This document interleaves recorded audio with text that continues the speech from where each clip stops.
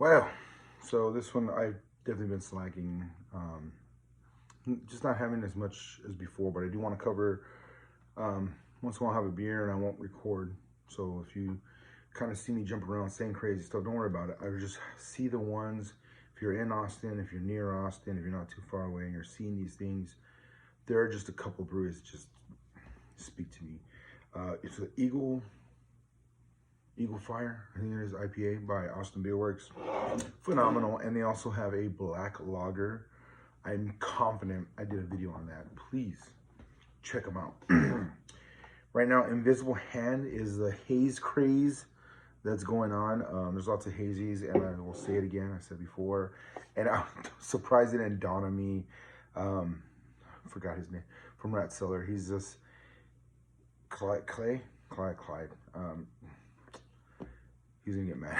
It's just been a while since we hung out, but he just verbs. He just says what he got to say. He says his opinion, and that's cool, you know. And I observe and listen as much as I talk. And he was like, "Who wants a hoppy wheat beer?" I was like, "That's why I love hazies." Okay, so if you don't know why, if you love wheat beer anyways, you love top fermenting beers, great. But now you got a lot of hop flavor. Like, I enjoy IPAs, but it is not for me. What is it? I don't know. And then I have these hazy beers and I love them.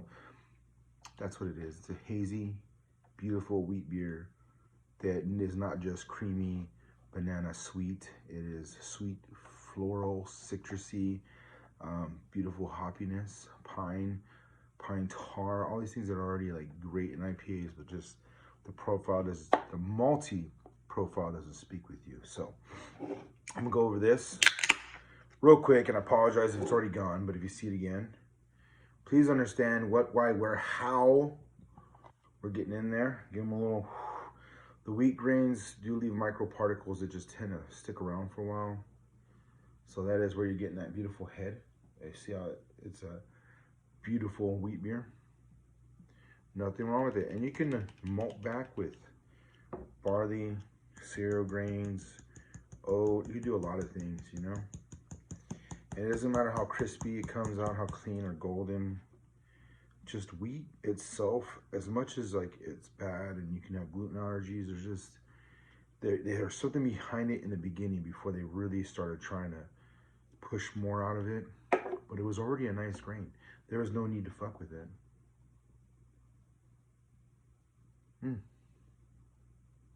Passion.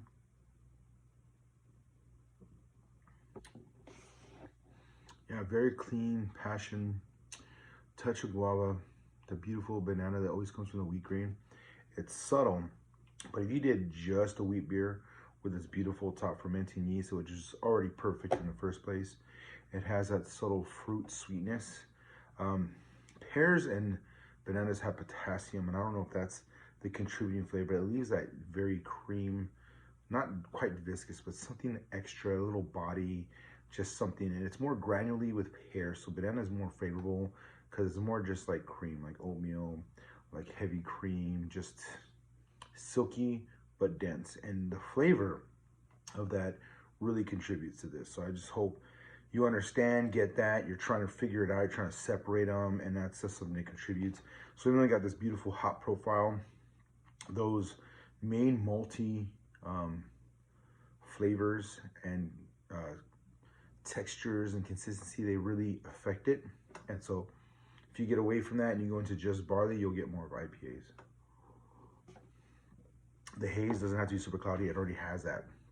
Beautiful grains in the sun is the best way to describe it. Because I had a Hefeweizen, I didn't even know the brand. I was just in Germany and I sipped it and it was like, whew, like beer fest. We're like, oh, it's like outside, I'm skating. I'm gonna melt it and skate on it and then drink it. And it's like really, it really is like hand in hand. That's exactly what it tastes like. So thank you, Beer Fest, because that was just amazing. It does come off very clean, and then at the end it just hits that crisp note with all the citrus beauty and all the floral and just like nutmeg. It just comes in at the end. It just finishes very hard. So Austin Beer Works, I love your Eagle Fire, if I'm remembering correctly. I'm mad because I look at it 100 million times. I drink it all the time. And the minute I want to tell someone, it's like, Eagle, Mustang, punch, foot, finger, I don't know. And then people are like, I don't know what the fuck you're talking about. And then the ones that know about it, like, you mean Eagle Fire, you dumbass? Like, I'm not trying to forget. My brain just says, I'm on timeout. Fuck you. So I love that one. I love the Black Lager, which I already was a fan of from Rar and Son. They introduced me to it, but Black Lagers, please look into them. But this is a Haze. It's Austin Beer Works, and it works. So there you go. Hopefully I left enough where you enjoy and have fun. And even though you might be laughing at my crazy butt, but you're like, okay, I get it, I'll remember that. Or it helps you remember the moment you need it. Because I don't need to remember. You need to remember if you want it. That's it. So there you go. Solid beer, solid choice. Enjoy, be safe, have a good evening, day, or night, whatever. Just be careful while you're drinking and make sure you have nothing important to do. Because otherwise, things will happen. Until later, have a good night.